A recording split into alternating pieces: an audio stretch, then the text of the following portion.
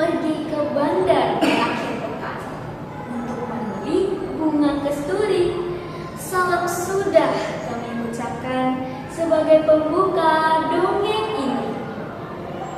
Dongeng yang akan saya bawakan ini berjudul Legenda Batang Tuaka, dengan latar belakang kehidupan di Indragiri Riau dan bertema karma untuk anak durhaka.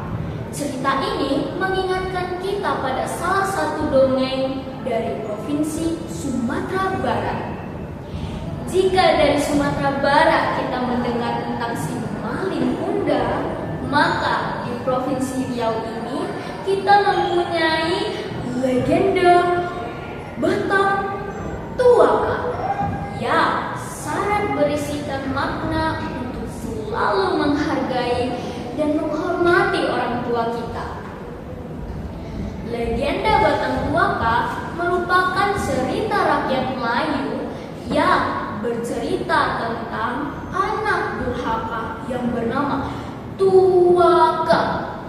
Batang Tuaka adalah nama sungai atau batang yang berada di Indragiri Riau. Menurut cerita rakyat Melayu, munculnya sungai Batang Tuaka ini merupakan perwujudan dari tangisan seorang ibu dan tangisan seorang anak yang memohon ampun kepada ibunya.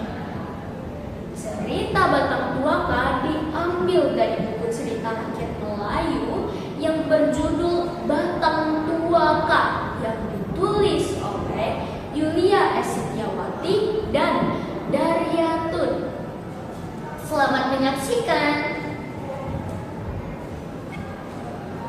Pada zaman dahulu, di daerah Indragiri Riau, hiduplah seorang wanita bersama anak lelakinya yang bernama Tuaka.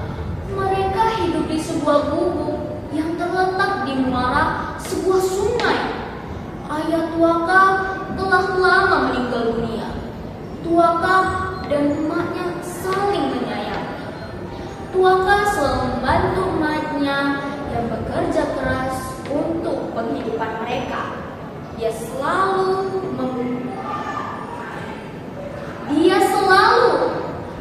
bangun pagi untuk membantu emaknya membersihkan dan membereskan rumah sebelum mereka berangkat pergi ke hutan. Mereka sering ke hutan untuk mencari kayu bakar dan hasil petangannya untuk mereka jual. Tuaka juga anak yang sangat ramah dan pandai bergaul. Teman Tuaka sangat banyak karena dia tidak pernah membeda-bedakan dalam berteman. Pada suatu hari, dalam perjalanan pulang dari hutan, mereka melihat 2 ekor ular besar sedang berkelahi.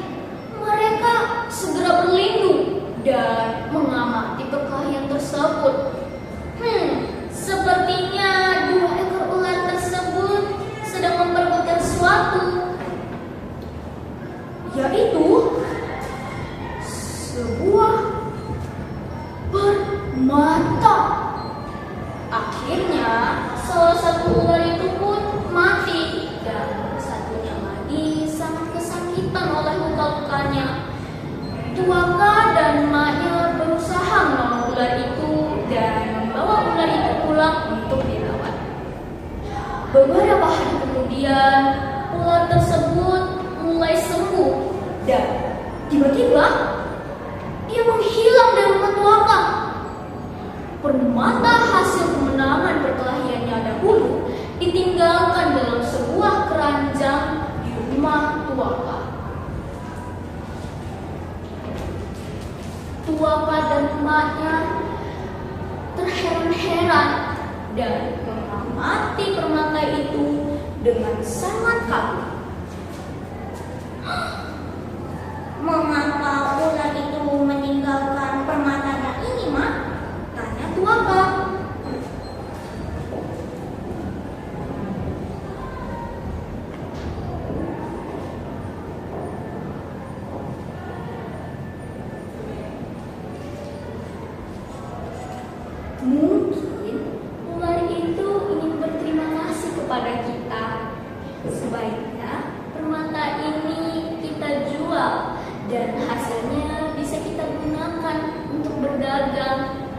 Jawab Tuaka dengan rasa yang syukur.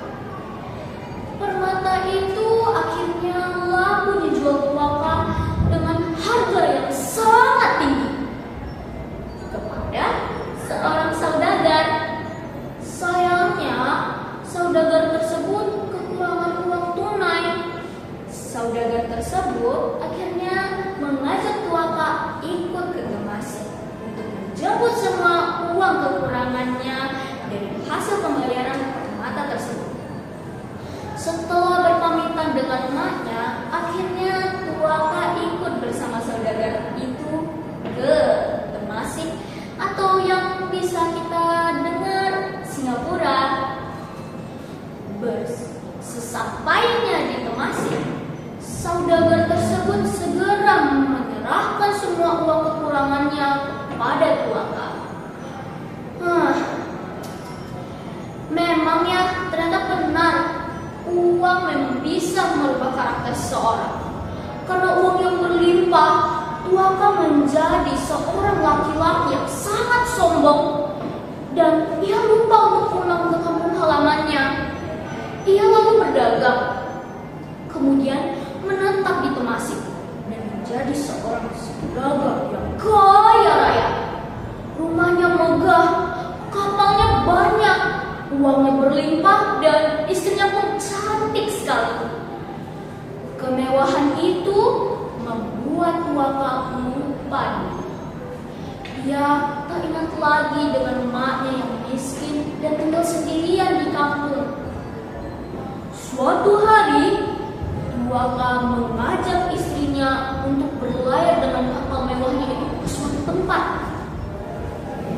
Kapal megahnya Tuaka akhirnya berlabuh di kampung halamannya Tuaka. Tetapi rupanya selama ini Tuaka tidak mengasih tahu kepada istrinya siapa dia sebenarnya.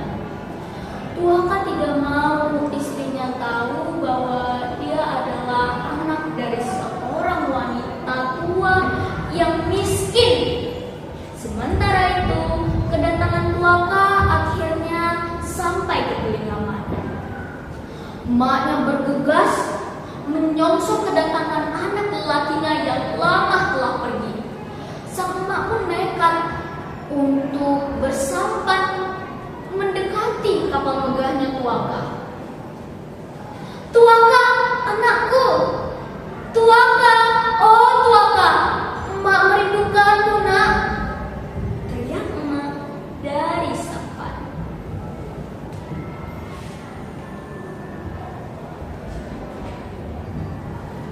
"Ayah, siapa gerangan wanita tua itu, Kanda?"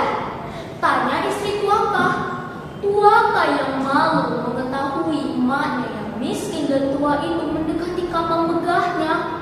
Tuaka pura-pura tidak mengenali emaknya.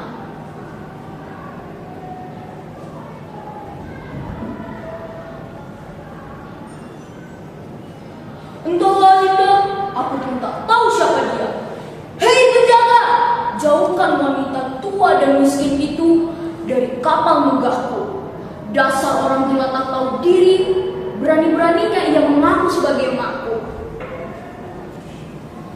Mendengar itu, emak Tuaka pun terkejut dan merasa sedih.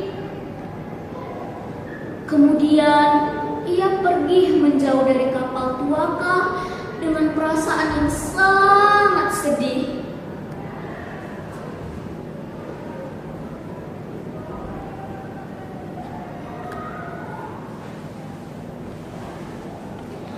"Oh Tuhan, ampunilah dosa Tuaka yang telah durhaka kepadaku.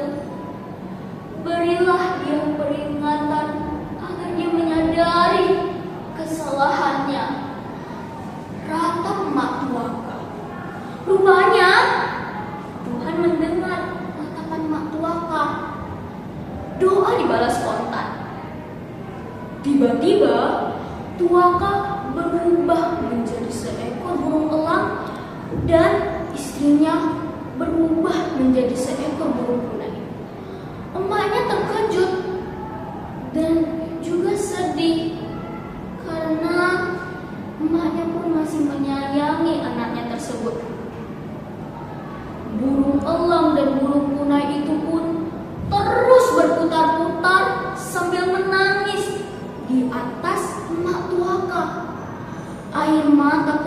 burung itu pun terus menetes, lalu membentuk sungai yang kecil yang semakin lama semakin besar. Lalu sungai itu pun diberi nama Sungai Tuaka atau Batang Tuaka. Jika di suatu siang tampak seekor elang sedang terbang di sekitar muara Batang Tuaka sambil berkulik atau menangis, maka burung itulah yang dipercaya sama masyarakat sekitar sebagai penjelmaan Tuaka yang menjerit memohon ampun kepada maknya. Terima kasih yang sudah menyaksikan. Semoga kita bisa mengambil manfaat dari dongeng ini. Selamat siang, salam sejahtera buat kita semuanya.